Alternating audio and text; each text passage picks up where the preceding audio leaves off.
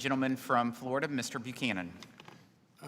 Welcome back, Mr. Secretary. It's great to see you. Great to see you. We did work on a lot of things together, so I appreciate that. I want to touch base on Alzheimer drugs.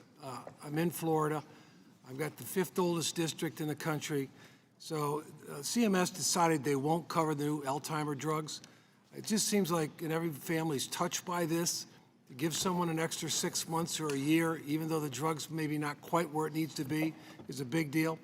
But it basically, essentially put them out of reach for 6.5 million Americans with Alzheimer's. Just 2 weeks ago, however, the Department of Veterans Affairs announced they would cover the latest costs for veterans. Sadly, CMS is still blocking access to this. In fact, CMS refused to even consider the decision, even though the Alzheimer's Association is strongly supporting it. I've met with them.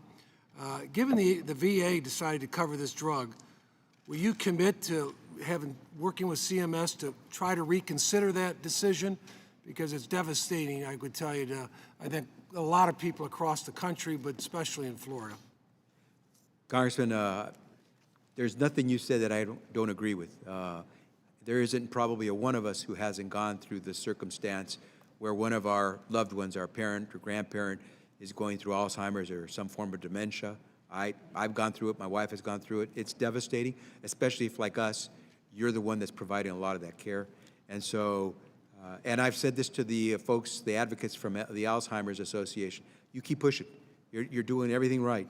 And what I will tell you is that CMS is moving in a direction which I think will give a lot of Americans heart to believe that their loved one will have an opportunity to get coverage. Let me get another question in at least, because we only got 3.5 minutes. Apologize. Also, I just want to touch base on the year 24 in terms of Medicare Advantage. They're looking at a cut, 2.3%. It'll negatively impact 31 million people who got Medicare. It's huge, over 50%, 55%. People have Medicaid, a Medicare Advantage. And they're looking at raising the price from $540 to $830, which is over a 50% increase. It's huge because a lot of the seniors, that's all they have. It's very important. Is that something you can consider and look into as well? So, Congressman, here I want to be really clear. We're not doing any of what you just said. I'm not sure where you got that information, but we are increasing the amount of reimbursement we're getting to these insurance companies.